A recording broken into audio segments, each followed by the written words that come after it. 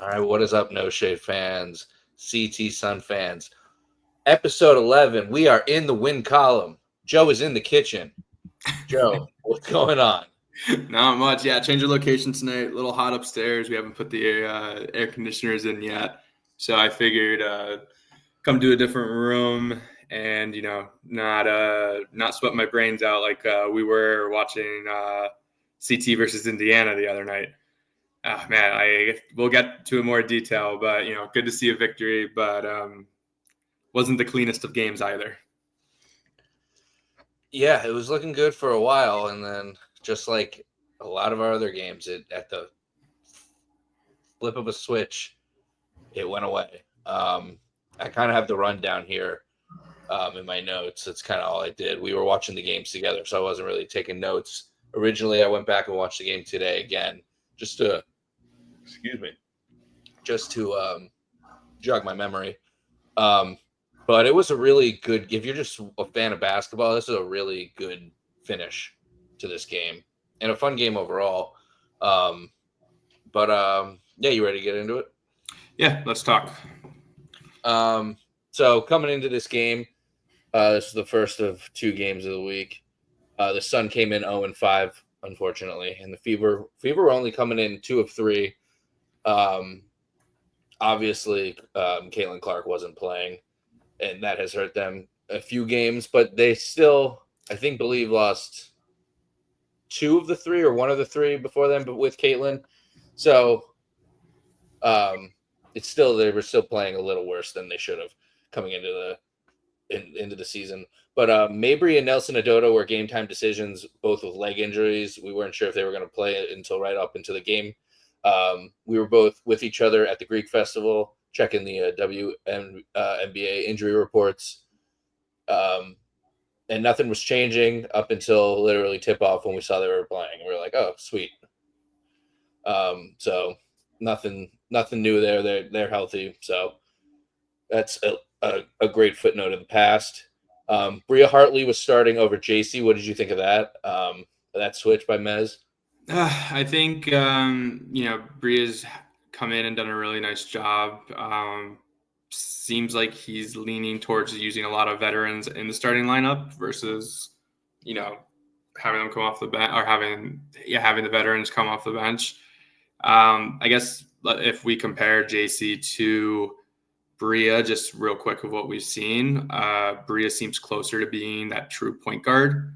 Comparably, where JC's more of that, I call her like Alex Caruso adjacent for the NBA listeners, where it's can play some point guard, but you mostly want them off the ball and then making a decision after like a swing pass or driving and then kicking to the next person. So I didn't hate it. I do like what JC's done, but I think he was trying to go for a little bit more consistency with Lindsay Allen still being out. I think we're still feeling her injury a little more than we would have thought. But again, she's the only true point guard on our roster. So we're just trying to, plug up the hole until she comes back. Yeah, I do love JC coming off the bench. She's a great defensive hustle player, and I do love those types of players coming off the bench and giving the energy when players get tired. So I do like that. And Bria can score, so I do like having that in. But I do like Bria coming in when Marina has to sit, so we can get a 3-point threat. Yeah, but, it gives us someone that can make their own shot, create their own shot, whether it's a step back, whether it's trying to drive on somebody. Like, she's a little more offensively advanced than JC is right now in creating for other teammates off the dribble. Yeah, totally. But unlike a lot of other games where we come out on fire and we look awesome, we came out struggling in this one. It's basketball, so it's obviously not too worrying, but an 8-2 run to start the game for the Fever turned into a 12-4 run to start the game when we called the timeout, or there was a TV timeout, something like that. They were running everything through Aaliyah Boston early in the game. She was getting touches, she was passing, she was scoring, she was doing everything. They were running through her. But Fever were only up to 23-21 at the end of the first. Tina was playing really well, though. She had 9 early into the second, and she wasn't stopping there. Couple good plays. We had a really good bucket after a made layup where Rivers and Peters out hustled everyone. It reminded me of the Pacers, where we let up a easy layup, but we just out hustled them and got an easy layup on the other end where Sanaya noticed Peters was behind everyone and just hit her for two basically under the bucket, under the basket. And then Rivers hit a wraparound pass on the baseline for a backdoor cut to Marina, who hit a three, who extended the lead to 5 at this point. We were up. Rivers and Morrow tipped the ball to this on the same defensive possession, and Morrow got this actually got the steal on that one, and got the bucket on the other end. These were in like her first couple minutes. She didn't do much else, but she did get in and make an immediate impact. Fever came back to tie the game with under a minute to go before the half, and Marina hit a mid-range floater up to go up 2 with 48 seconds left. After a Fever turnover, Peters hit a 3 on a Marina assist. Sun go up at the half, 43-39. Joe, what are your thoughts on the first half? Yeah, I think the biggest part of the first half was Aaliyah Boston picking up her third foul. Game kind of changed flow-wise after that. A little bit more attacking on the inside. Marina had a little bit more space to operate. I'm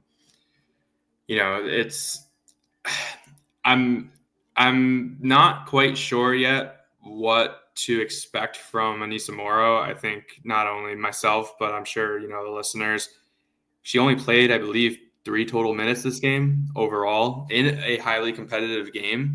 So you talk about her quick impact and making an impact. We were excited for that. But you can double check me and make sure I'm not speaking of a different game, but I'm pretty sure she didn't have high impact. And I'm starting to wonder. 2 minutes. Yeah, I'm starting to wonder if her playing time right now is going to be based off of how Haley Peters does. Because Peters so far actually has been a nice little surprise for the Sun this season. She's providing some little bit scoring, a shooter, and some toughness. I'm not mad if she has to sit and learn. I know it's not football, which that's big in football. Like if a quarterback can sit behind and learn for a year, that's gold. But if you can sit behind Tina Charles, Olivia Nelson-Adota, and Haley Peters and learn while they're all playing well and get a couple minutes here and there and make the most of it, like that's not going to hurt you. That's going to help you. No, and I I'd love to see Morrow play more and more. Maybe as the season gets away from us more and more, she will get more minutes after learning more and more from these players, and then that can help everyone. And I know like the excitement would be that, she was going to have an immediate impact like Rivers is. We talked about it. Rivers' game seemed like it would translate better to the WNBA right away, just being a long wing defender. Her shot's been inconsistent, but we talked about that her offensive game is going to have to improve. But then it's already better than I thought, though. Right. And then we were bullish on Anissa because we were like, how is she going to fit into this role? Is she going to be a stretch 4? Is she going to be a 3? Seems like they're experimenting we'll talk about the Liberty game where she did get more run. They're experimenting with what her true position is going to end up being, whether it's going to be that stretch 4 or stretch 5. So it's discouraging to see, but when you have Haley Peters who's playing well, it's hard to take minutes away from her right now. Yeah. Yeah, it's upsetting, but it's also not for bad reason. The injury, getting back into the swing of things, learning all the plays, there's definitely going to be a steeper curve for her, learning multiple positions, give it time, but obviously disappointed that she wasn't, a rocket right away and I'm averaging 8 and 8 coming off the bench or something but 8 games in, 7 at this point, it's going to take time. All right, so we're going into the second half. Tina had 15 points going at the half. She was on fire. Again, I don't think she was stopping there. Rivers hits her second 3 in the beginning of the half. She was 2 for 2 so far. Mabry hit a deep 3 to go up 5. She had 12 points at that point. That was a Caitlin Clark 3 in Indiana. Charles hit a 3 right after that. She had 18 points. A few minutes later, that was a few minutes after the Mabry 3. So that put us up 8 with under 6 to go in the third. But Boston kept scoring. But that didn't stop Mabry. She hit another 3 to go up 9, and then another to go up 12. She was 4 threes. Connecticut had 7 in the.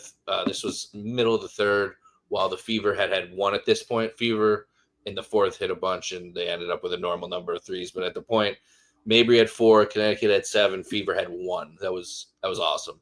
That was awesome for us. Mabry got away with a push off on Cunningham at one point. Hit a mid range shot and hit her with the 2 short. That's the second time she's done that this season, I believe, maybe third. But that was nice. That was the appropriate time to probably hit that move, unlike the former time. Demiris Dantas, I believe her name is. I might be pronouncing that wrong. Forgot to double check before. She hit a few big buckets to cut the lead down to 9. She was really big. She hit 9 points in this game, 9 big points for the Fever to help partial comeback. At the end of the third, though, it was 59-68. Joe, anything you want to add before I run down the final few minutes of this game? Yeah, I forgot to mention this with the first half. I was kind of looking at their play calling, as I watched game to game to see, because you're not just going to run the same 3 plays that you start the season with as you're integrating everything.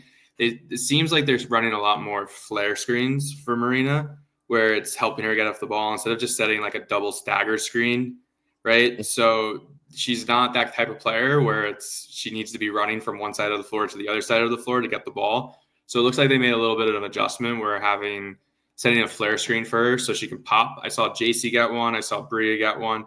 So it looked like they've added a new element, because the flare is great with our roster because you can slip that screen at the top and it's Charles and Adota diving down to the rim, or you throw it to the middle and then you can go into a handoff with the shooter, which I think Marina does a lot better with, because she's such a strong physical player, where she gets that handoff, she can bump somebody off their line. So I will say in this game, this was the first game where, and I know we scored a lot of points against the Lynx, but it seemed like those were just like defensive breakdowns from Minnesota, and it was just us getting open looks, whether it was just beating someone off the dribble and then one pass, 3, one pass, 3, one pass, 3. Here in the Indiana game, you started seeing the evolution of the offense, where it wasn't just the first 3 quarters. It wasn't just let's put the ball in one person's hands and try to create something. Yeah. All right. So as I run down, let's play a game here. You're the coach. You're going to react to play by play. What's happening, good and bad. You're the Suns coach, obviously. Should I get my French accent? You don't have to be Mez. No, you're you.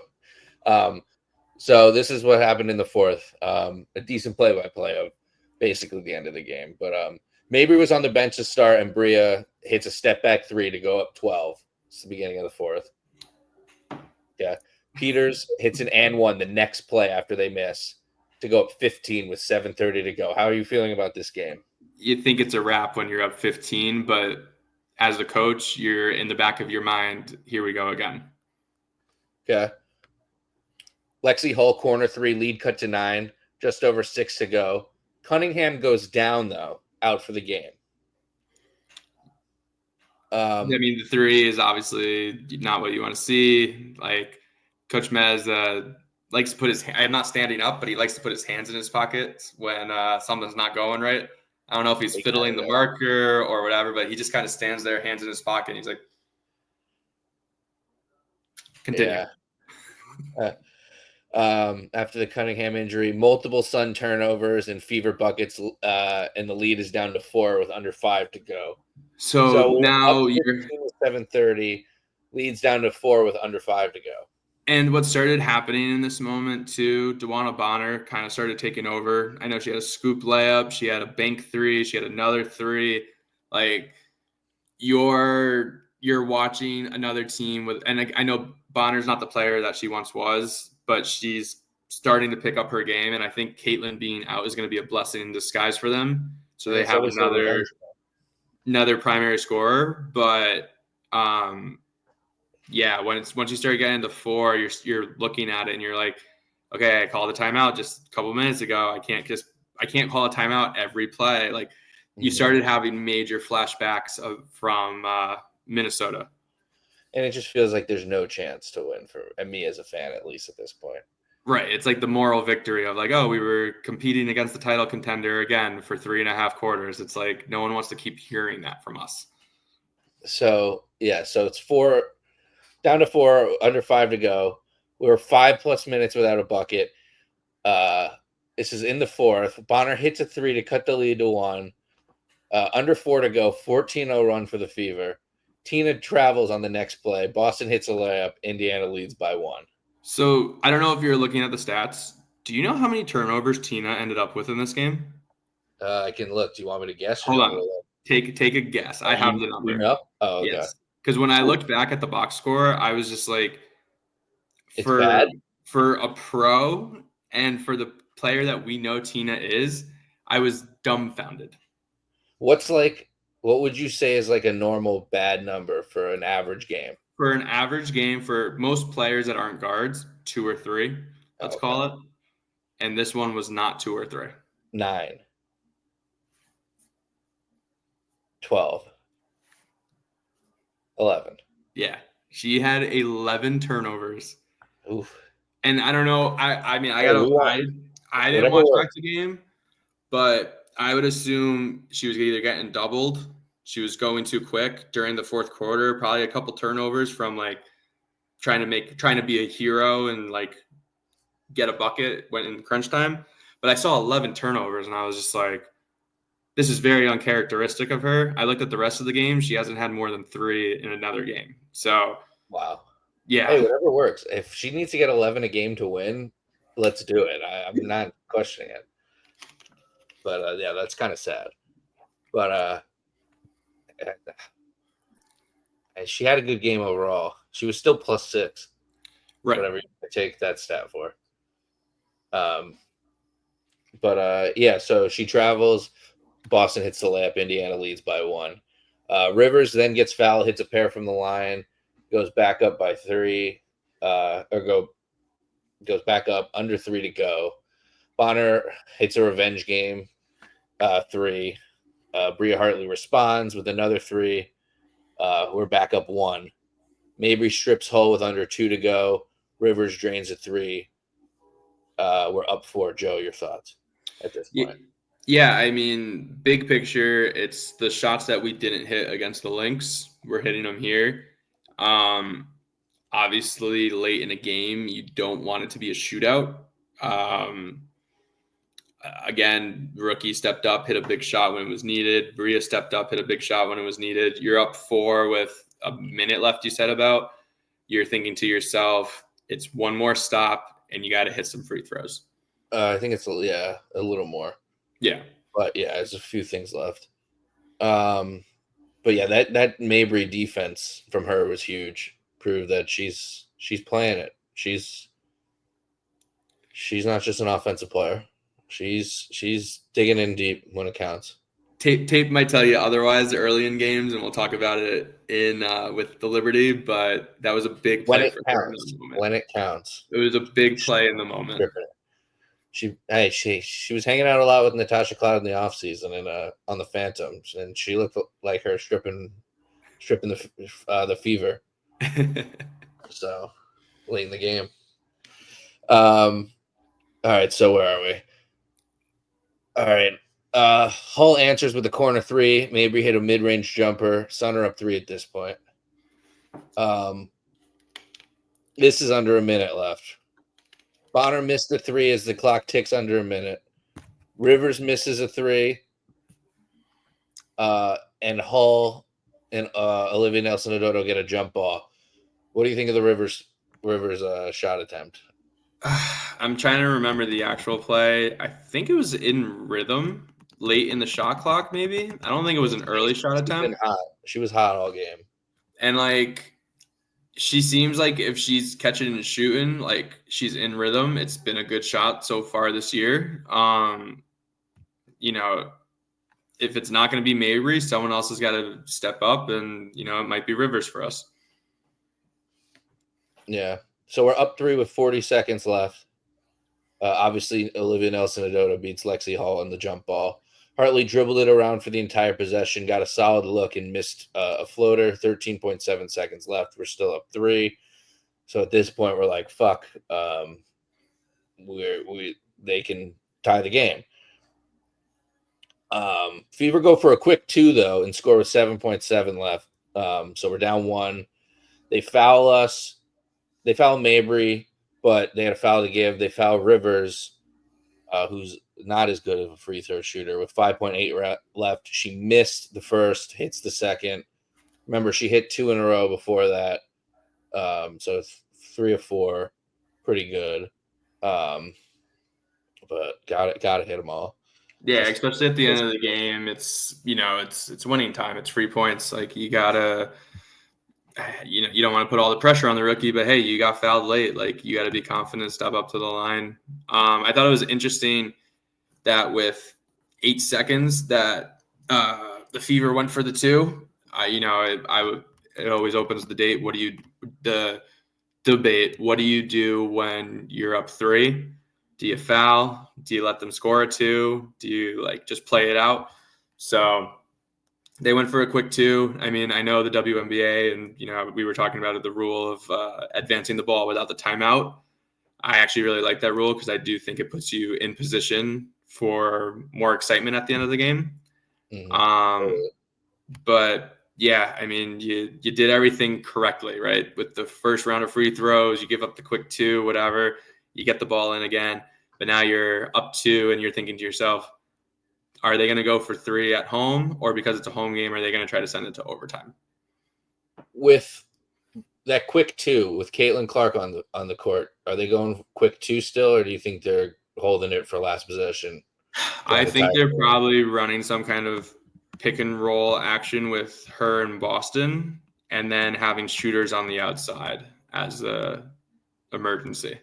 But I think that's their go-to action. You have 2 of the best players in the league, and then you surround that team with shooters between Bonner and Hull at that time, and you're probably putting a 3rd shooter out there with Clark in Boston. I would probably lean they might go for the 3, but I mean, Caitlin's a smart basketball player where she probably is just going to try to get the best shot possible for her team. I think that's probably going to be a mid-range Caitlin shot. I honestly would think it's a Leah Boston push shot. Boston, yeah. All right. Well, so before we get to what they did on the last play, what are you setting up defensive-wise? Up to, you got to guard the 3-point line. I mean, as a coach, obviously nothing easy. You don't want to foul. You try to force them backwards on the catch. Anything going forward is obviously not good if someone can catch it on the move and catch and rip and go to the rim. I'm not helping off a drive though, right? So let's just call it Kelsey Mitchell. If she's coming down, whoever that weak side shooter is, I'm not running to Kelsey Mitchell to stop the layup because I don't want her to make the swing pass for a wide open 3. The way players shoot nowadays, no matter what level, you'd rather give up the 2, fight, go to overtime, or give up a contested 2, than give up a wide open 3. Yeah, I hate that. I hate that wide open 3 off the double every time. Luckily, Mitchell couldn't catch the inbound from Hull. She fumbled it, got it up with an air ball. We grabbed the rebound. Sun win by 2, 85-83, and it felt glorious. We were big underdogs for this game, and we pulled it out. Our top performers were Mabry, 26, 5-5. Tina Charles, 18, 3-2, even though she had a bunch of turnovers, as Joe mentioned. Olivia Nelson-Odoto at 8 and 9. Rivers, 12, 2-6. She was 3-4 from 3. And Peters had 9 points herself. What are your final thoughts on this one? Yeah, I mean, a win's a win at the end of the day. It was awesome seeing, you said, I can't wait to see Coach Mez get his Gatorade bath. So that's always exciting. water shower for your first victory. The positives obviously outweigh the negatives, where we probably should be the third win of the season based on the games played. But you play the games. We talked about it where in the preview I was like, hey, we probably have a good 40% chance of winning this game because it's the Fever were built this year to be led by Caitlin Clark. So you remove that piece, it's harder in the beginning to adjust an entire game plan to play without her. It no is matter how talented you are. It's so crazy. They're like a magic trick. It's like they look so stacked when you have Caitlin Clark, like in everyone around them, and then you remove them, and it's like, oh, it's an all right team. Right. No, without Caitlin, and I mean Sophie Cunningham getting hurt as well, that's two pieces that are meant to be playing a lot of minutes and having a lot of impact. So fortunately, you got to play the games regardless. Everyone's numbers go down without Caitlin. Yeah, it's just natural because, again, those players are catch and shoot players, roll to the basket, layup players. So if you don't have someone coming in that can do the things that she can do, you leave yourself vulnerable for a chance as an upset. So even with that, I mean, the negative for me is that we're still trying to figure out this closing time, we'll call it, clutch time as the NBA world calls it. The last 5 minutes of these games have been tough to watch. And then also the scoring droughts. We're running into these droughts and we're going to talk about it with Liberty as well, but we're going 3, 4, 5 minutes in key moments in the game with a lot of turnovers. And how many times, Alex, do we see players going like this after a timeout again, or a play down the floor and they're pointing like, no, you're going that way and you're going that way.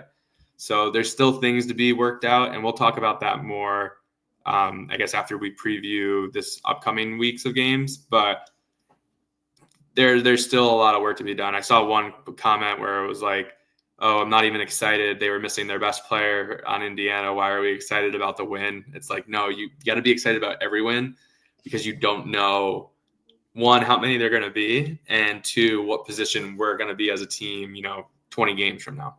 Yeah. Yeah, we're not expected to beat any team, so every win is good. We should be celebrating. We shouldn't really spend too much time on this next game. I don't have any. I didn't take a single note. Actually, I wrote one note. It was on TV, so I don't watch it on my computer, so my notes would be on my phone. I'll save the note, but for when we get there. But game 2 of the week, the 1-5 Sun went to Brooklyn to face the 6-0 Liberty. They're 6-0 for a reason. It's not a fluke. We can testify. This was just a blowout from start to finish. Impossible game to win when the opponents shoot 33 of 53, which is 62% for you non-math heads. 19 of 32 from 3, which is 59%, and 15 of 17 from the free throw line, putting up 100 points on 29 assists.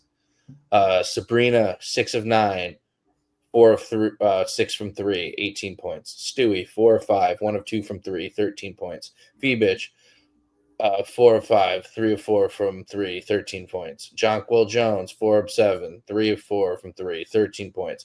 Natasha Cloud, 3 of 3, 2 of 2 from 3, 8 points. Harrison, 4 of 6, 1 of 1 from 3, 9 points. Johannes, 3 of 4, 2 of 3 from 3, 8 points. And this was our team.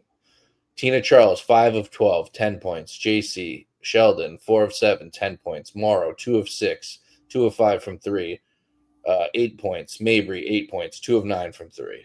That's all we have to say for our team. Yeah, I mean, it just showed the title favorites versus a rebuilding team. I mean, the shots that the Liberty were getting, and this is where I was talking about Marina's defense a little bit. They picked on her early with a couple back cuts and they guarded the shit out of her. And then they were physical with her on the other side. But their ball movement was phenomenal. They looked like a team who, I mean, they added Cloud, yes, but they're still pretty much the same team as last year. Yeah, they're unbeatable.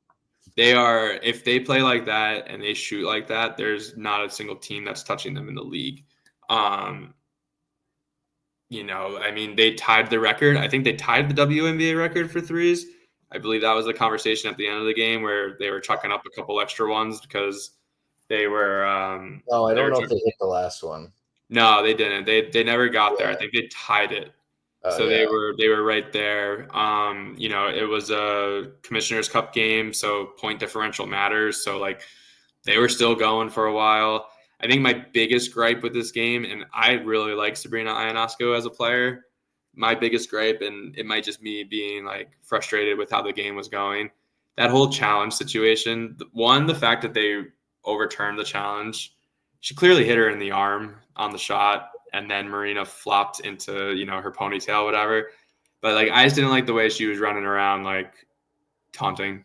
When you're down 50, it's like throwing mud in Yeah. your face I after guess like it was because they kicking were you in going the at it shin. with each other.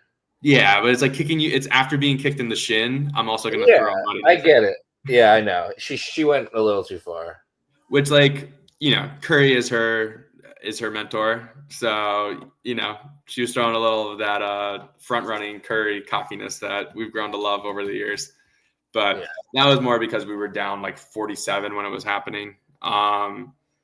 But yeah, we were just outmatched. Like, This is the most points and a half for the season for the Liberty at 57. I mean, I think we talked at halftime. They were like, they missed 2 threes in the first half, where they were like 13 of 17 or something crazy like that, where it was like literally on fire. And then a lot of our shots were end of the shot clock, or we were kind of jacking shots once we realized the score was getting what it was getting. We were taking a lot of tough threes.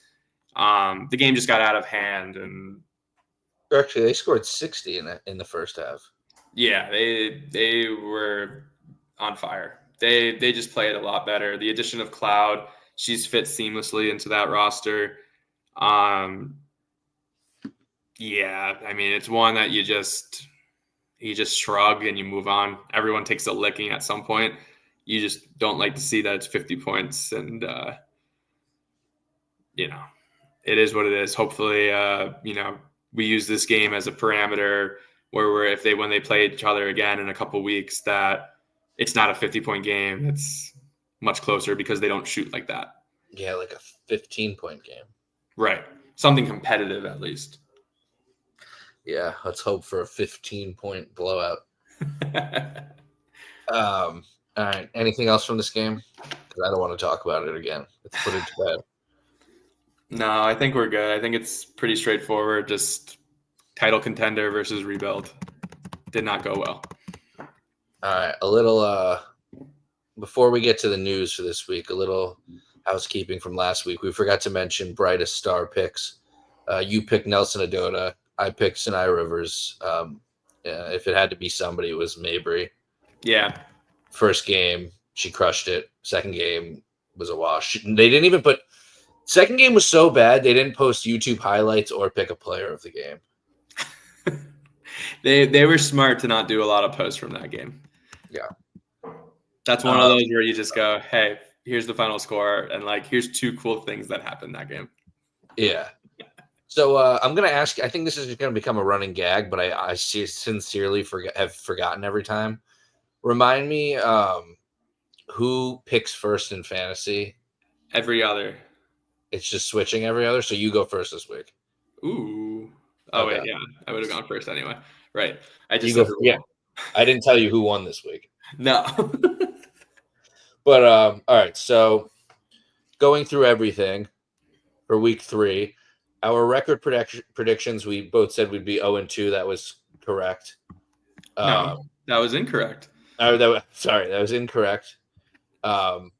We have our running total of 2 and 5. We both have our record at, and we're 1-6, and we should be 3 and 4.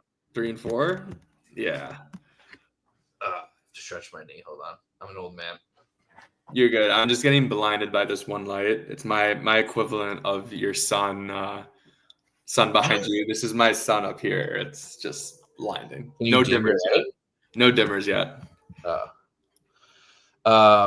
So we're a game back on what we should be. For keeping track of brightest stars, we got Tina Charles week 1. We haven't gained a point since. And fantasy for week 3, it was the closest week yet. How do you think you did? You think I remember my team? I would I can tell think you your team right now. Jonquil Jones, Natasha Cloud, Marina Mabry, Olivia Nelson-Adota, Kelsey Mitchell, Lexi Hull. And I had Aaliyah Boston, Natasha Howard, Brianna Stewart, Sabrina Ionescu, Tina Charles, and Sanaya Rivers. I won by 13. You won by 5. Wow. That was a 160, close one. 167 to 162.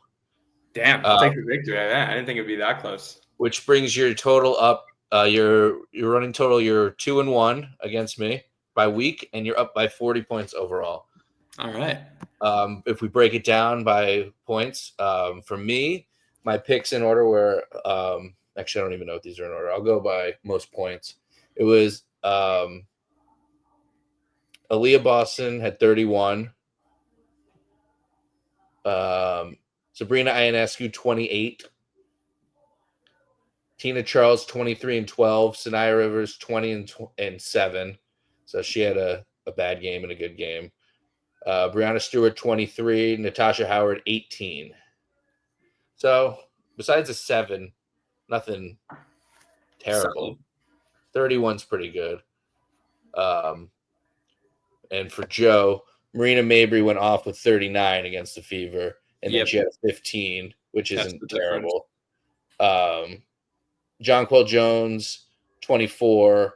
Nelson-Adota, 19 and 12. Kelsey Mitchell, 21. Lexi Hull, 19. Natasha Cloud, 18. Yeah. So, no, the difference was Mabry's second game versus Sanaya's game. Yeah. So very close, very competitive. I need to. I'm picking second this week, but I gotta beat you. You gotta find the superstar player of the week. A lot of big names, so there's opportunity to make up over these 2 games. Before we get there, we got to talk about some news, and then we got to preview the games. So stick with us. It's gonna be a fun episode. All right, Joe. Your dreams have come true. The Sun have waived Robin Parks. Yeah. I guess you won't be rooting for the Greece national team in 2025 Euro Championships because she's going to be joining them. Robin Parks scored 2 points, 9 rebounds, 2 assists, and had 2 steals on 1 from 5 from the field and 0 of 4 from 3 in 62 minutes over 6 games. That's 10.3 minutes per game with the Sun this season.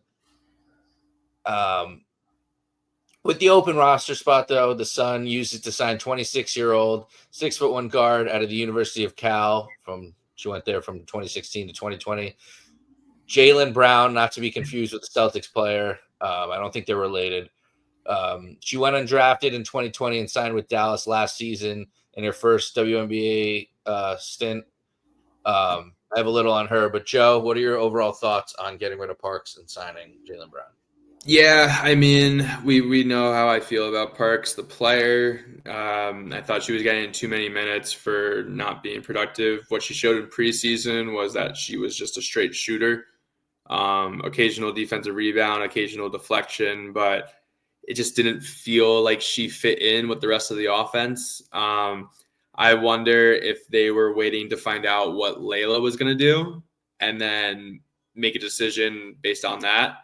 And now that we know that Layla is going to be gone for at least another month, they probably looked at the same thing of like, hey, she probably shouldn't be out there on the floor. Haley Peters is playing pretty well.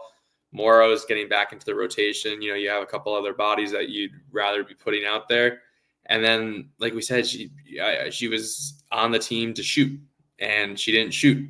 So, it's hard when you're out there just getting cardio. And she had a couple games where she was playing 20 minutes. She missed. Right. Like she was playing 20 minutes in some of the games. It teetered off the last 2, but 62 whole minutes. Yeah. So that's time to impress or not impress, and she didn't impress. No, and the person, we don't know her, obviously. We wish her the best playing for the national team for Greece, and hope she gets an opportunity somewhere else. But it just seemed like the right move, and the way that Diaby's been playing lately as well in her short minutes, like she deserves to be on the roster longer for right now to see what kind of impact she can make. Yeah, I'd much rather see Diaby minutes.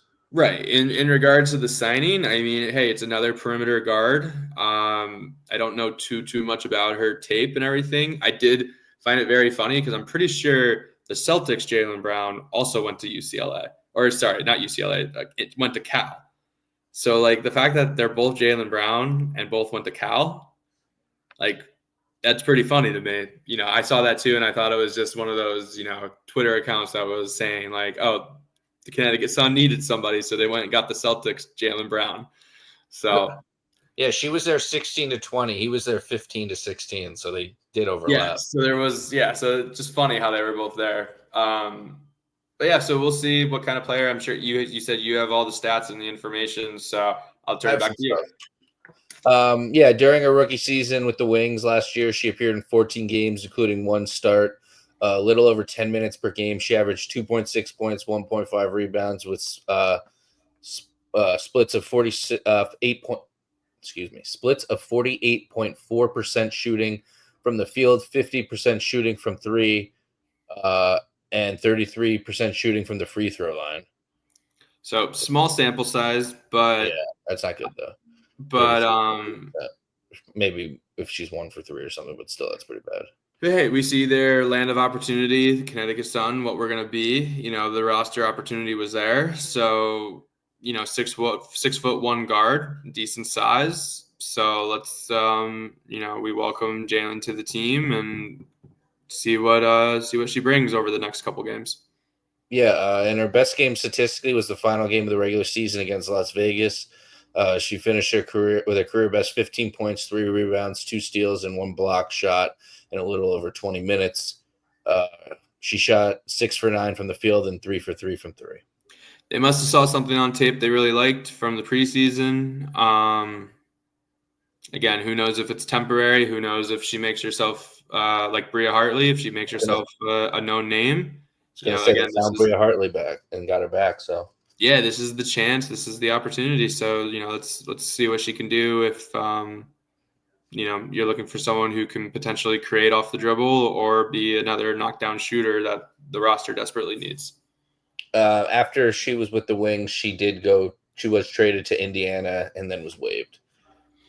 And then this is where we picked her up. Which a lot of rookies were waived from Indiana. Young players were waived. So, yeah. You know, they had their championship roster. There weren't a lot of opportunities for young players to excel. Mm-hmm. And lastly, for the news, my favorite, one of my favorite players, Lee Yarou, requested a trade out of Seattle. I've been a big fan of her since literally the first game I went to last year with Joe, and I saw her dominate in replace of Cameron Brink. And I said, why was Cameron Brink the one you wanted to see here? Lee Yarou is the one that is dominating. She's 26 years old, still young, would easily be the first off the bench for us for the bigs. Having her replace Nelson Adodo or Tina Charles, give her a breather for 15 minutes a game, give her 15 to 16 minutes a game. I think she's getting less than 10. I have it right here, actually. I have some stats on Lee. Lee is an important part of the Chinese national team. She led China in scoring with 17.7 a game and 11 rebounds at Paris. According to a source, the Chinese Federation prefers Lee gets more playing time if she remains in the WNBA. I guess Lee wants to play more than win, which is perfect for us. Lee's only getting 9.1 minutes per game, averaging just under 3 points and 2 rebounds. Her season high of 6, 4, and 4 came when she played her most minutes of 22. Yeah, I mean, we talked about her being. We talked about Malonga being in a crowded front court when she got drafted to Seattle. You know, between all the forwards there. Megabor. Yeah, they've got the names, right? And Gabby Williams, like their front court was loaded. I think in 3 weeks here, I think Seattle realizes what they have with Malonga. and probably realize, hey, we need to play her more, which they totally do because she's a 6'6", freak of nature that the What trade WNBA is this from? hasn't seen.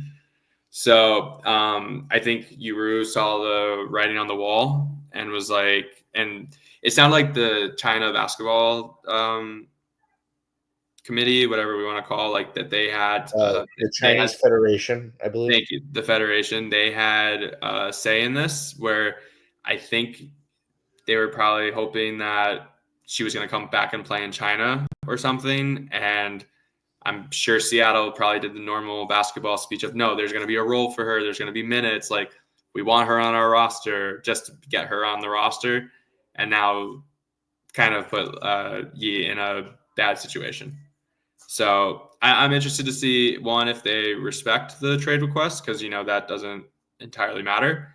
I think a lot of people are actually going to be interested in a center with her scoring ability. I've already seen tweets where like a bunch of Washington Mystic fans were like, please bring her to the Mystic because Stephanie Dolson's not having a strong season so far.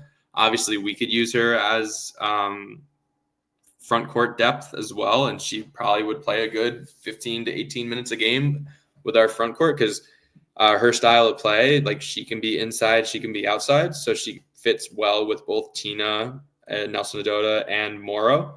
Again, Haley Peters is playing well right now, but can she play the three a little bit? I don't know. So like there's like And you said, I know she's Chinese, but it's international.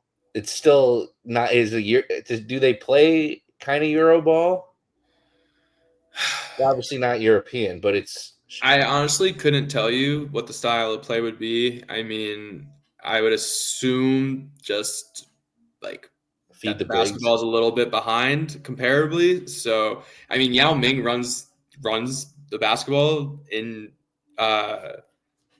China, Asia. yeah, like I don't know what specifically. I'm assuming it's China actually. But like I'm gonna look it up. please confirm that. But Yeah, so I would think that like Chinese basketball executive and form. He's a Chinese basketball executive. What does he? Does he do? fans still listening, I know things, but never know the whole story, but can tell you just enough to get you to the information you need. But so with the style of play, I mean, he's probably obviously taken her under his wing of like post up players. So you'd think a lot of that play would play through her. I mean, you said she averaged 17-11 at the Olympics. So again, a player that's interesting if you're the Sun to look into, but it's like how much, one, do you have to give up? And two, is there a world where she doesn't want to go to a contender? If she just wants playing time, then yeah, that opens up the opportunity. Yao Ming's current role is chairman of the International Basketball Federation Asia, FIBA Asia. I knew it Additionally, was something along those lines. Thank you for getting the exact title. So Lee Yuru in the second pick for what? In the second pick, Yeah, don't they have the second pick? Seattle? No. Oh no, Minnesota does, right? Minnesota has the That's second. what it is, Minnesota has Chicago's pick, and Chicago has our pick. When we get to later in the season, that will matter a lot more. You're not. Yeah, I don't think it'd be a huge trade wherever she goes, because Seattle doesn't need players right now. They need. No, Seattle's got the second pick, and they got Los Angeles' pick. Minnesota's got Chicago's pick. Oh, really? Yeah. So Lee Yuru in the second pick for Connecticut's pick, which is now 11 and 14, and Marina Mabry. They do have Seattle's pick still. Damn. Or LA's pick. Man, so all the teams that made these trades, LA, Chicago, and us, like, I mean, Chicago's not that good, obviously, Chicago at least has our pick. but like just crazy how like these bad teams have given good first round picks like immediately after being bad. Yeah. At least Chicago got our pick. Yeah. So they moved from 3 to 5. I don't get, how are we 5 right? Oh, because it's 2 years. Yeah, it's based off of 2 years. I don't know. I don't get the math. No one No, tell me. I'm still learning as well. Sim lottery. We came in 5th. We won. Chicago, good for you. All right. Are you ready to talk about this upcoming week 4? Let's do Some it. Commissioner Cup games. Yep. I And think we have a chance. we're seeing some familiar Coming back. faces. Yeah, we do. We are seeing some familiar faces. Some 2 teams we've already played. Some former. How many former teammates? 1. Just 1. At least one. Bree Jones. Yeah, just 1. Just one. When you said familiar faces, I thought you meant players, but you just meant teams. No. Right? Teams we already played. Yeah, I caught it. Yeah, all right. Yeah, teams we played already. All right, fine. Game 1, 5-2 Dream come to the Mohegan Sun Arena to face Connecticut Sun, who are 1-6, and we earned that one. The Dream are coming off a 7-point road win in Seattle, which is pretty impressive. Their only 2 losses of the season come against the Fever with Caitlin Clark, and that was only by 5. And the opening day loss against the Mystic, which they blew the game and lost by 4. The Dream are now 2nd in points per game, beating out the Leaping the Fever. So when we play teams, they seem to be 2nd in points per game. They have 85.9 per game. They're 1st in rebounds per game, which is not hard to believe with all the rebounding power they have, with 38.9, and they're 3rd in blocks with 5 per game. Alicia Gray is leading the team in points per game. She's tied in 4th in the W overall. Tied with Ryan Howard as well on her team. I'm sorry, excuse me. I mixed that up. She's leading the team in points per game and tied for 4th in the W with 21.4. She's also 2nd in the W, along with Ryan Howard in 3-pointers per game with 2.9 3-pointers made. Bree Jones is leading the team in rebounds per game and is 5th in the W with 9.3 per game. And Ryan Howard is also leading the team in assists per game with 5. Injury report is just Jordan Canada still. She's been out, but she looks to return for this game's. This is the return date for her injury. And Lindsay Allen could also be back for this game. I wouldn't hold my breath, but this would be day 10 of the 10 to 12 days, Coach Mezion said. With all that said, that leads us to X's and Joe's. What is your path to victory?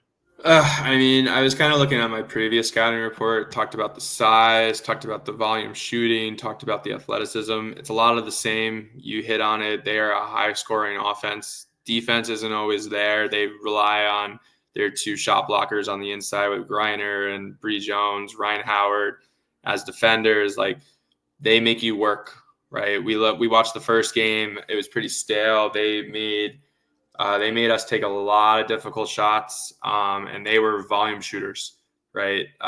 Nia Coffey played for, thank you, right? We're learning. She played over Brittany Griner, who was injured or on resting for that game, whatever. And she had a very good big double-double. Looking for Griner to do the same kind of thing. We have to be able to limit second chance opportunities, and then I really think ball movement's the key here. This is one of those games where you can't go one-on-one for a lot of this game. I would assume Ryan Howard's going to be on Mabry, and she has definitely taken her defensive prowess up a notch this year. Every game I've watched of them, she's guarding the best player on the floor. She's gone into it with Caitlin Clark in both games they played, but as a competitor, right? She's up in your face. So I think I said last time too, I think she's that key. Alicia Gray, her shooting has been phenomenal this year. I don't think anyone really had her as a 20-point scorer within this offense. And then, you have the Twin Towers of Griner and Jones. 5-2. This team is still a bit anemic, I think is the best way to describe them. They're going to take a lot of threes. You got to contest. You got to try to find a way to get them uncomfortable. Put the ball on the floor, make them make a bad decision, make the spacing fall apart. And like I said, offensively, it's really going to come down to ball movement. We're going to have to hit some shots, hopefully being at home, a little home cooking. comfortable with the rims. We make a couple big plays. They play a lot of close games. If we can get it close, they've fumbled a couple games away where they were leading late and couldn't pull it out at the end, just like we have. They might have a better closer than we do right now, but in a close game, anything can happen. Yeah, they might have like 2 or 3 closers that I take over ours. Yeah, I mean, they could throw it to Griner in the post. They could throw it to Bree Jones in the mid post. They can go Ryan Howard, go get a 3 for us. They can go Gray. Like, they have options. And if Canada's back, she's kind of like, I mean, I would say she's better than Lindsay Allen, but like she's their point guard motor that helps them go. Yeah. All right. Alex, expectations today for this game, coming off a 24-point loss in Atlanta last time without Brittany Griner, Tahina Paopao. Don't love our chances. Atlanta seems to be playing very well at 5-2. And to beat them, you probably have to stop Gray first and foremost, and then secondary scorers, like we were just talking about, could be Brittany Griner, Bree Jones. But you could also, we didn't even mention like a Nia Coffey or Maya Caldwell just then. Like they came out and scored and were deadly against us. And Maya Caldwell called out the Sun defense last game in the post game, saying they knew we weren't good defensively. So I hope that's bulletin board material going into this game. We're at home. I hope we can make a statement and play a lot harder because our defense isn't the worst part of this team. Like we can step up and play good defense, like especially against Atlanta. It's not Asia Wilson. It's not the Liberty. Like we can play good defense against them and not be embarrassed. But this could be another bad game for Tina Charles, and I'm worried about that. I hope it's not though. Yeah, I mean, if you remember I could see another bad game. The first game against them, I wouldn't even say their defense was good on Tina. Like Tina just missed a bunch of shots. She missed a lot of floaters in the paint. She missed a lot of layups. She shot 5 of 20 from the field. Yes, obviously defense has something to do with that, but I also it could be the big shit in her head that she's like, I have to shoot, I can't. But also, Brittany Griner is going to be down there now, right? So if she's not making her mid-range matchup, though, hopefully she makes her mid-range, right? All right. You want to go into game 2? Game 2, yeah, we have team that we've also played so far this year. Early in the season, a team that we thought we were pretty even with. And towards the end of that game, it fell apart when, we talked about not having a closer. It's against the Washington Mystic. I'll let you do this. I'm sure you have all the stats on the season. I'll let you talk that first. We're at Washington. They're 3-5 right now. They're coming off a loss at Indiana without Cece or Cunningham. They lost by 9. After winning their first 2 games of the season, they've gone 1-5, so they're on a bit of a losing streak. They're very beatable right now, but I do like their a few of their pieces. But let's get into their stats. As a team, they don't have too much to brag about, but they are 5th in rebounds per game at 36 at 36 per game. Brittany Sykes leads the team in points per game, and she's tied for 4th in the W, like Alicia Gray at 21.4, exactly tied with her, and leads the team in assists as well with 4.4 a game. Kiki Iriafin leads the team in rebounds a game with 10. She might also be, I think she's 4th in the W as well. And that's about it for stats. There's no new injury updates, just Georgia Amore out for the season. And of course, Allen for us is, we don't know yet. Right. So Joe. Yeah. Could be winnable. Should have been winnable in the first game. I want to hear a definitive path to victory. So first game, we saw a lot of really good ball movement. The first quarter of that game, we were getting deflections, we were running the floor, we were in transition, we were moving and grooving. The first quarter of that game, you left to go place a futures bet on the championship team, on us winning the championship. Not yet, but we thought like, wow, wait, are we better than we think we are? And then that game kind of slowed down. There were a lot of fouls. It was, and I wouldn't even call it physical at times. Like maybe early it was physical, but it was just a lot of like reach-in fouls, a lot of touch things, a lot of offensive fouls on illegal screens. Game got messy, and at the end of the game, Sykes was the closer, and we did not have one in that moment. Right, we took a lot of bad shots. We forced. We had turnovers. It just looked like it didn't look great. So watching the Mystic over the last week, we talked about, right, 2-0 to start, and then 1-5 last 6 games. Mm-hmm. So I think they surprised a couple teams early with how good they were going to be, and I think teams are taking them a lot more serious. Kiki and Citron are legit. Kiki's been very good this year, averaging a double-double.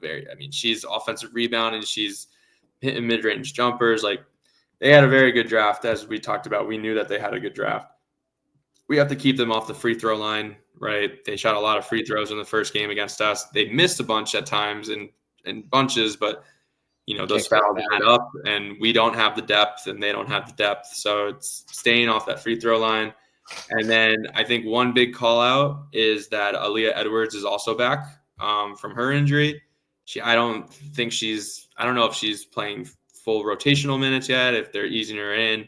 I didn't look too great, but close into it. But she's just another strong player at the forward position. So they have a lot of different bodies they can throw in the front court with Stephanie Dolson, with Aaliyah Edwards, with Kiki, with Shakira Austin.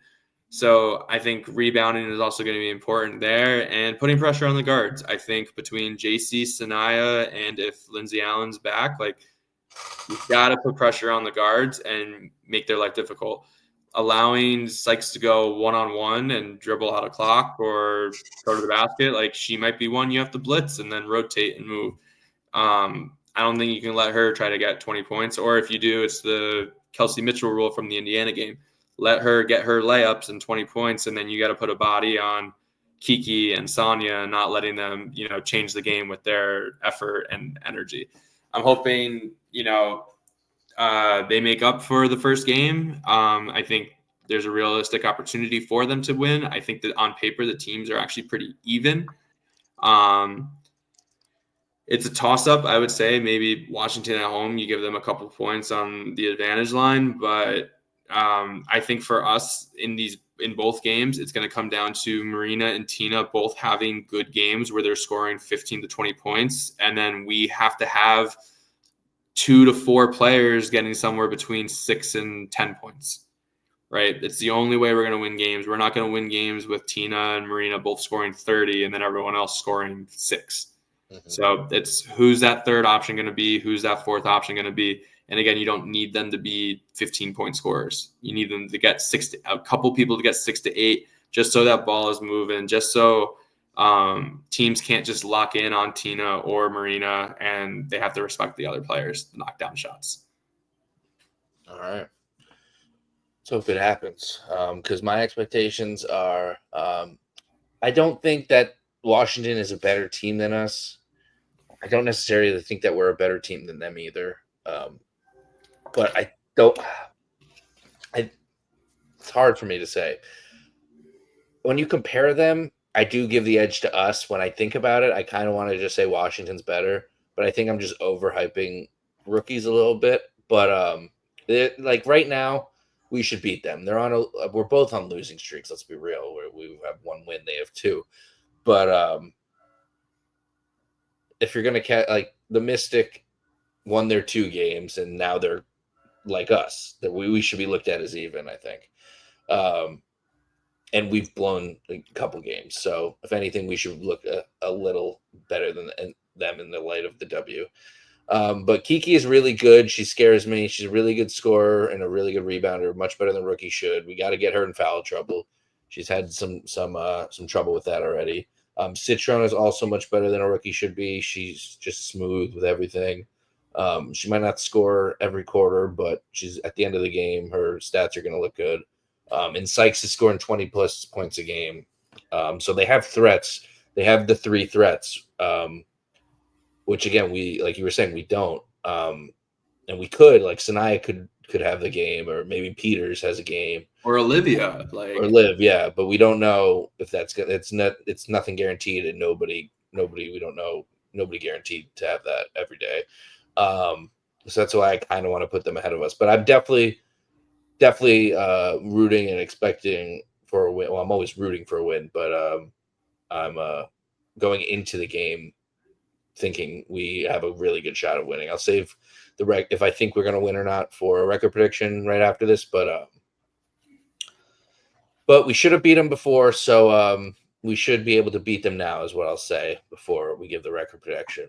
But if we play our regular defense, we should be able to hinder their scoring enough to do, which is my path to victory. We played the defense, the good enough defense for 90% of the game the first time.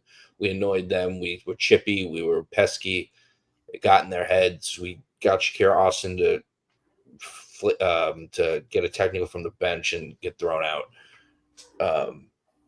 I think if we win, if I predict a win, it would be a close one that we don't blow at the end.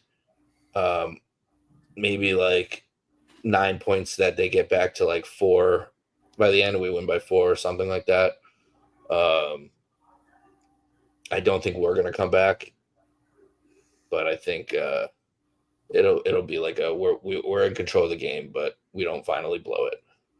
But if we lose, I think they're just going to run away with it. I think we just look dumb in this game, and it's just a bad game for us.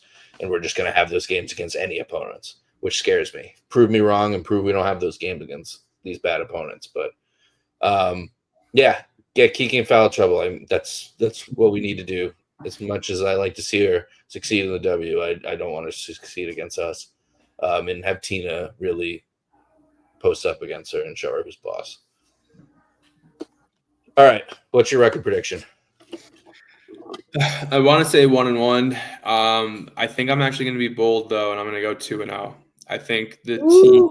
I'm gonna say the team responds very well to getting blown out by the Liberty. They've had a couple days now to practice and like get back to basics. Probably, you're as a coach, you're probably just like, hey, let's throw this one out.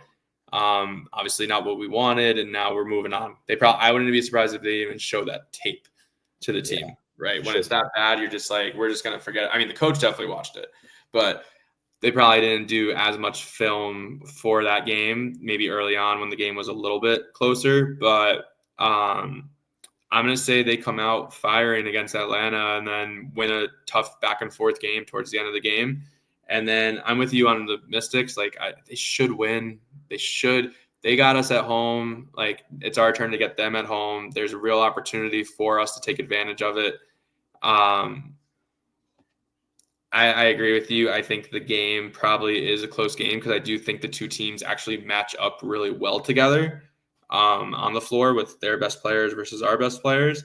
So I think we win both games this week close. Now, again, Atlanta, I could definitely see us losing a 10-point game or something. But again, like I said, they're 5-2, might be a little fraudulent so far early this year, and we'll see what happens. So let's mark it down now when we have a good week. You're saying we're definitely not getting blown out by Atlanta. I'm saying if we lose, it's 12 or less. Okay. I don't think every loss we have this year is going to be a blowout. I'm not saying it will be. I think there's a good chance this one might be. I'm going 1-1. I do think we beat Washington, or at least I have to hope. But yeah, I don't think we beat Atlanta. I hope we play well at home, but I think it'll get away from us at the end. You ready for fantasy? Let's do it. All right. You have the first pick, sir.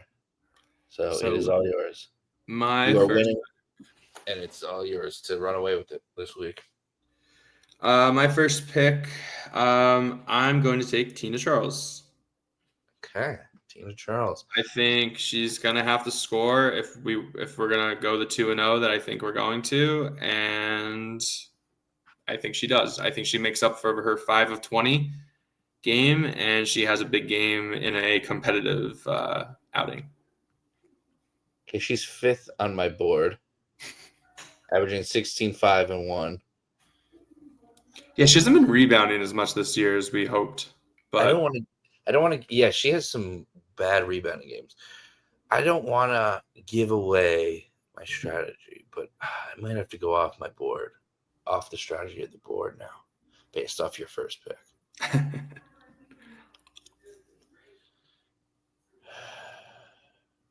I'm gonna go Alicia Gray. Ooh, yeah, good choice. 21.4 points, 5 rebounds, 4.6 assists. Most tied for most points in this whole pool by That far. brings me to Atlanta. I'm gonna go with Ryan Howard. I think. Ooh, okay. If you beat me if you beat me this week, then I'm just done with this. 7th on my board. Well, my thinking picking Ryan is that I'm content with either big for Atlanta. So whichever one you pick, I'm probably taking the other. So that's a nice simple exchange there. 17.6, 5.6, and 5. Good, definitely a good player. But I'm taking my first on the big board, Marina Mabry. Double up with our top point getter.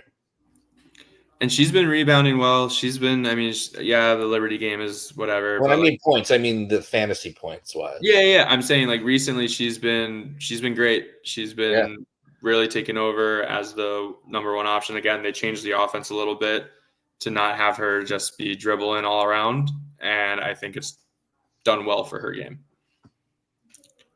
So then I'm going to go to Washington, and I'm going to take your girl Kiki because I'm not letting you draft her. Okay, Kiki 6th on my big board. I was worried for a second.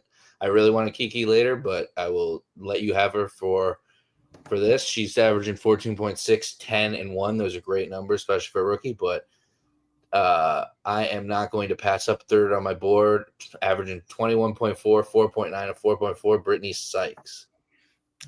I think we find a way to lock her up. I have maybe for 3/4, but not in the 4th. I have the top 3 on my board. Marina Mabry 1, Alicia Gray 2, and Brittany Sykes 3. That's 42.8 points just on points alone from Gray and Sykes, what they're averaging. I like my picks. All right. And who are you taking with your 4th pick? So I'm going to go back to Atlanta. And I am going to go with Bree Jones. Yep. All right. That's the first pick that makes sense to me. She's 4th. So now 1 through 7 has been taken. You just kind of did a zigzag through them. But I'm losing, so I can't say I'm right. This is how I set them up. I'm gonna go with the person who's averaging the most points left, and you good luck with your next Washington pick. I'm taking Citron. That's one of my favorite players. Just putting the 4th person on my big board was like, oh, I better not draft this. Yeah, their roster's a bit inconsistent. Yeah, Citron's 14 points a game, 4.4 assists and rebounds and 2 assists. So then I'm going to not pick a Washington person yet, since I'm out with Washington. The move. That's the first one to be done with something, right? Washington. Yep, because I have 2 picks left. Oh no, you're done with Atlanta. Yeah, Bree Jones and Ryan Howard. Yep. So I'm gonna go back to Connecticut. Oh, cool. So I can get Brittany Griner in last. So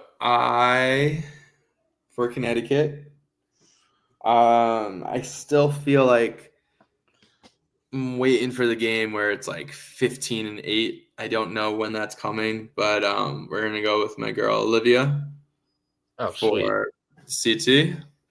Rivers would have been my other choice, Yeah, but those are the only two options, honestly. I think oh no, it's coming. I don't know when. I keep looking at her stats. She's averaging like it'll be like 8 points, 9 rebounds on 2 of 8 shooting and 4 of 4 from the free throw line. Like it's gonna happen one of these games. It's gonna click where it's gonna be like 14-8. Yeah, she's averaging 9.6, 6, and 1. It's better than Rivers' 7.7, 2.8, and 3, who I am taking. Rivers just has the higher ceiling. But yeah, and she gets some steals, and Nelson Adota gets blocks too. But yeah, I think Sinai could have like a game where she scores 20 points. Yeah, and I'm hoping Olivia has, her matchup's going to be Bree Jones. I'm hoping she can use her speed and length over Bree Jones, who's going to be using more, her stockiness. So that's the hope. All right, so what Mystic are you taking? I'm going to If take. it's the one I had. Hold on, let me get their roster again. Sorry, flipping back and forth on my phone without all my screens tonight. I am going to go with Jade Melbourne. All right, that's who I had on my board. 12. Yeah, I mean it's they have a couple different players who have done things in games, but no one consistently putting up numbers. She's a six girl off the bench, and 7.9, 3, and 2.4. Not bad. You not could have bad went at the all. Shakira Austin route and hope she doesn't get thrown out of the game. Yeah, Jade's she's a shooter. She's a point guard, so we'll take our chances. All right, and I am taking Brittany Griner with my last pick. 12.2, 6.4, and 1 assists per game. Not Brittany Griner like numbers, but not terrible.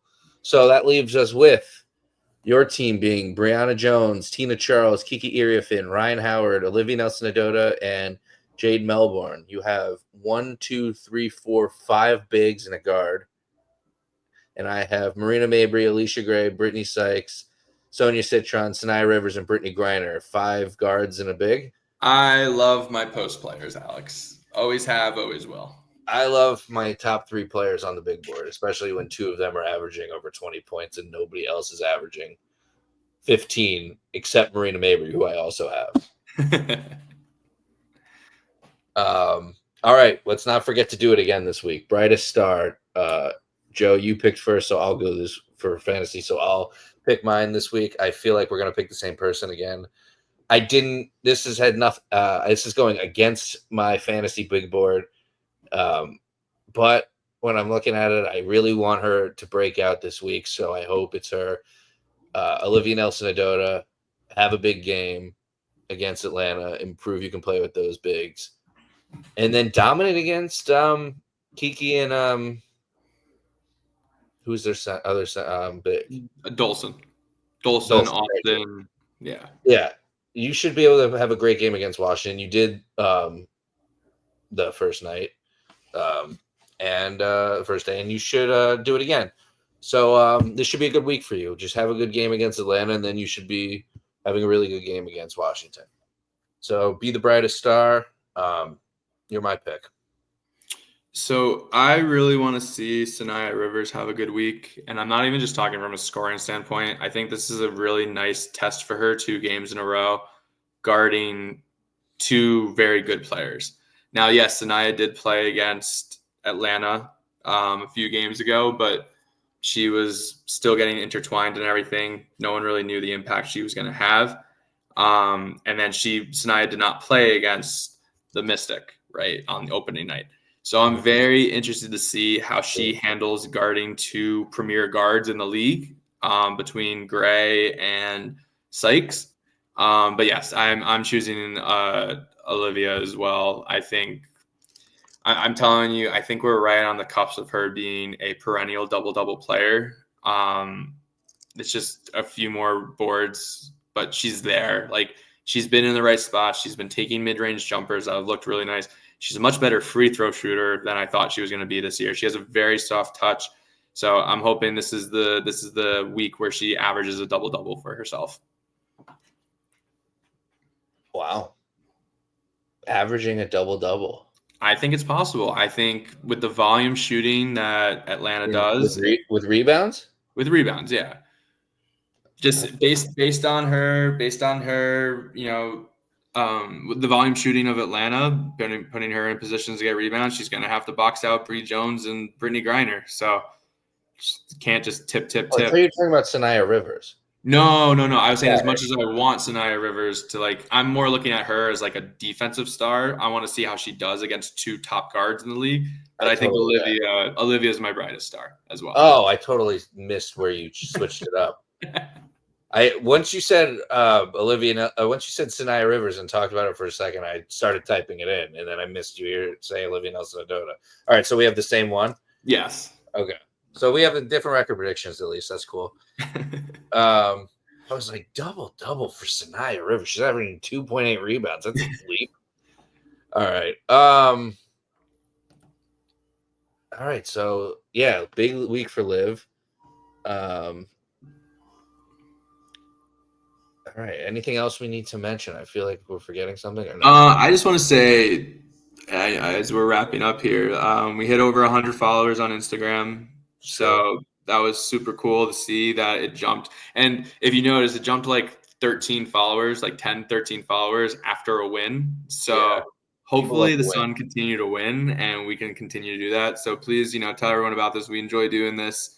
100 is no joke, regardless of anything you do in the short time we've been doing this. So we really appreciate all the follows, and we'll keep, trying to engage with you guys and, tell a friend to tell a friend to tell a friend. Yeah, get on board. The W's blowing up. Sun are gonna stay in Connecticut. They ain't going anywhere. I'm not fucking leaving. Neither are we. And it's gonna be a good time.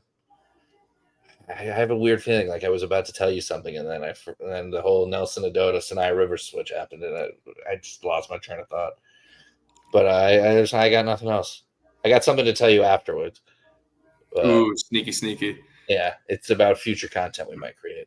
So nice. Stay tuned.